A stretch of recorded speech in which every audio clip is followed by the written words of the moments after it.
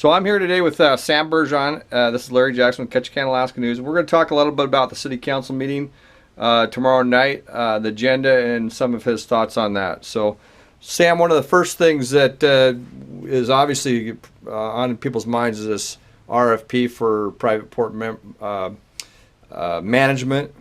The City Council still weighing those proposals. They are. There's a letter, and Mr. Charlie Ball from Holland America Princess Cruise Lines is going to be in town, and he's addressed that.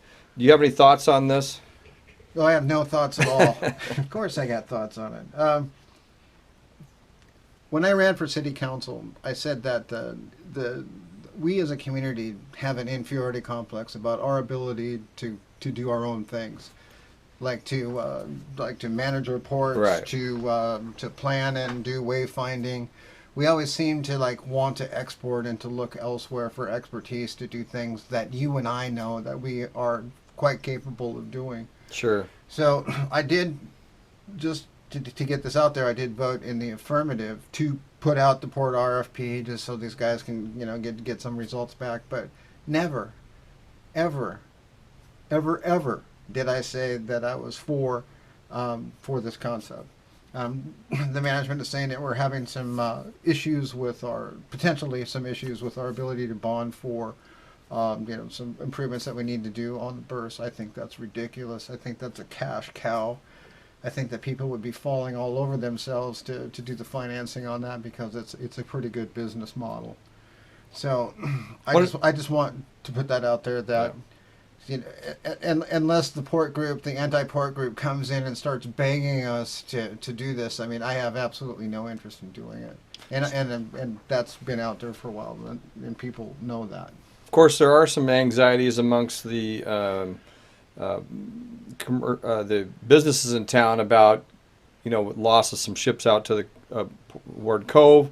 What is your thought? They really feel like we need to be acting now to expand the port to be able to receive these Panamax ships. What's your thoughts on that? I think those are legitimate concerns, and what you need to keep in mind is that we don't want to overbuild. So we're paying for infrastructure and improvements that are not going to be utilized. We're going to put these things in place as they're needed. Ward Cove, with their improvements, add some time to the clock for our necessity to do actual changes down there. What we need to do in the near term is to put galvanization around the pilings. That's about a $15 million project. But what we need to do is we need to structure that work over a period of years rather than as one big project.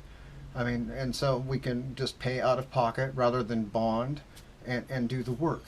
But push back a little bit on that. People would say, well, we're only going to do what the industry demanded. Well, the industry demanded 5 years ago to have bigger capacity Panamax, but now Ward Cove just took 2 slots of that scale of ship. We have a slot for 1 that size. Shouldn't we be anticipating that? See what I mean? We are anticipating that. We are planning for it, and we're going to do it and when it's needed. I'm really glad that Mr. Ball is coming to talk to the council as one of our largest customers of the port.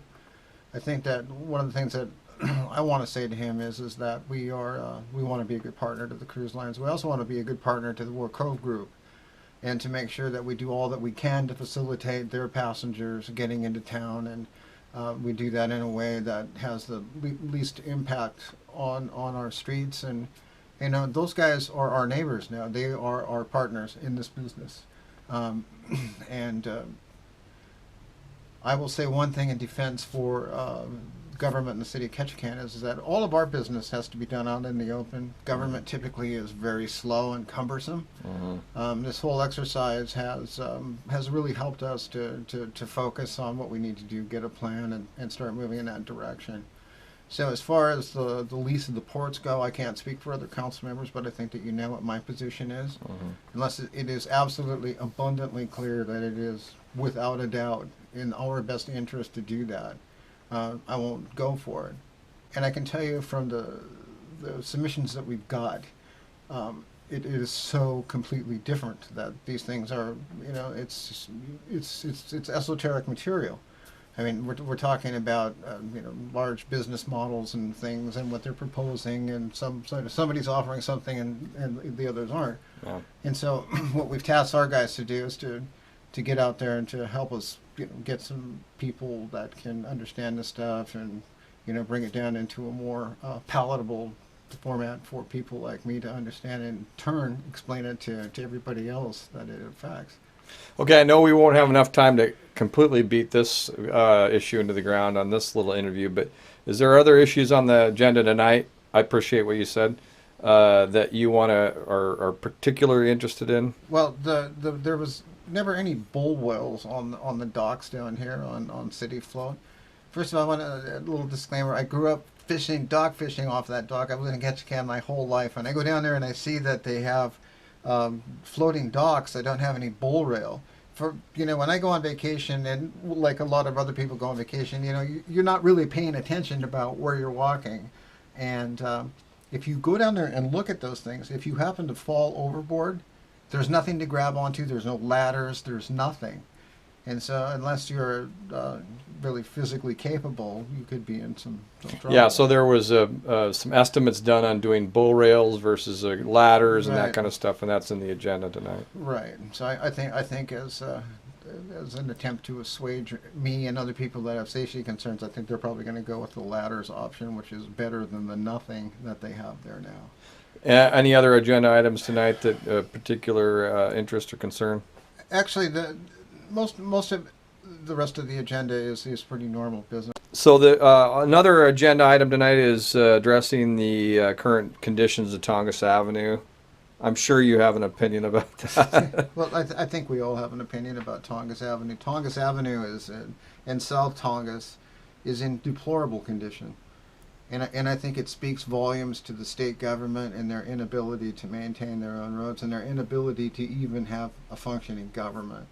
When in your lifetime, in my lifetime, have we ever seen the roads in that condition? So when Governor Dunleavy got elected, he said he wanted to have a discussion with Alaskans. Well, now it looks like the people are wanting to have a discussion at the ballot box. I think that's a good first step. I think that we need to make some changes, and I think we need to get a message up there that you can only cut government so much, and then you have to fund government. Yeah. So I've talked to Bob Sievertson. He had to address DOT. I've talked to Dan Ortez.